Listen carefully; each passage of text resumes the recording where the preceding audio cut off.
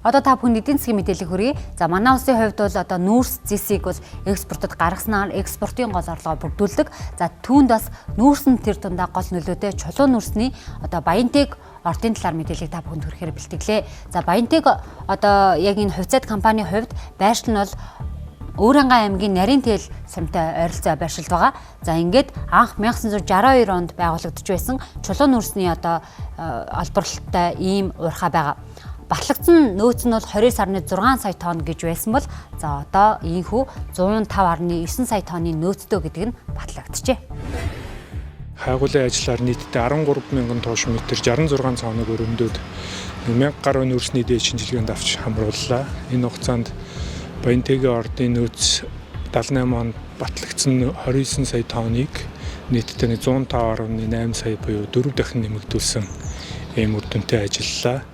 Тэгээд 78 оноос хойш Баянтэгийн ордод нүүрсний чанарын судалгаа гэдэг ажил хоцрогдсон байсныг энэ хайгуулын ажлын үр дүнд хийж Баянтэгийн нүүрсний чанарын моделийг 3 хэмжээст орчинд бүтэн дарахаж дуусаад хайгуулын ажлын үр дүнгээр эрдэсвэлгийн мэргэжлийн зөвлөлөөр ингээд батлуулаад ажиллаж байна. Нүүрс нь бол чулуун нүүрсний ангилалд урт төлөлт гэж чулуун нүүрс гэдэг ангилалд Монголын нүүрсний ангилаар ийм ангилалд хамаарч байгаа. Хятадын ангиллаар бол хийждэг чулуун нүүрс гэдэг ангилалд хамаарч байгаа. Ер нь бол яг миний хувьд ингээд хувийн зүгнээс хэлэхэд бол яг экспортлох боломжтой боловч нөгөө хятадын хэлийн боонтоос хэтэрхий хол зайтайлаар байгаа л да.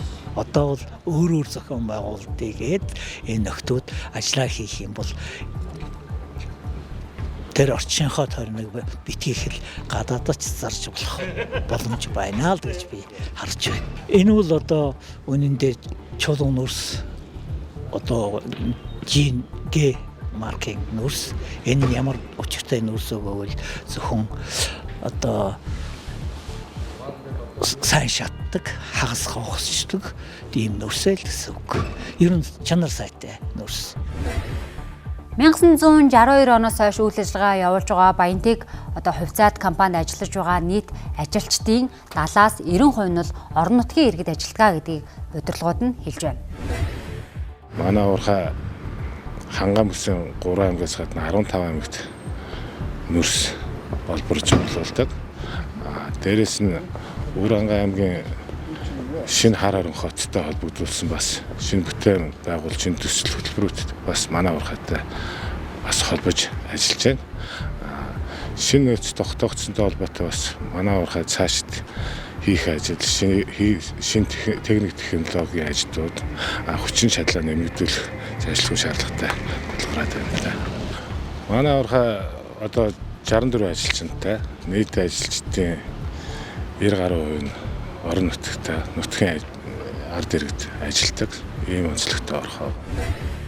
Баянтэг хувьцаат компанийн хувьд бол одоо олборлож байгаа нүүрс нь чулуун нүүрс буюу эрчим хүчний нүүрс байгаа. За энэ нүүрсийг бол Монгол улс экспортод гаргадаг 2025 оны эхний 9 сарын байдлаар л гэхэд нийтдээ 58 сая тонн нүүрс бол экспортод гаргасан байгаа юм байна. За тэгэхээр тухайн орд газрыг бас бүтээгдэхүүнийг нь чулуун нүүрсийг нь бол экспортод гаргах боломж бол байгаа. Тэгвэл тээврийн асуудлыг нь бол шийдэх нь зүйтэй юм а.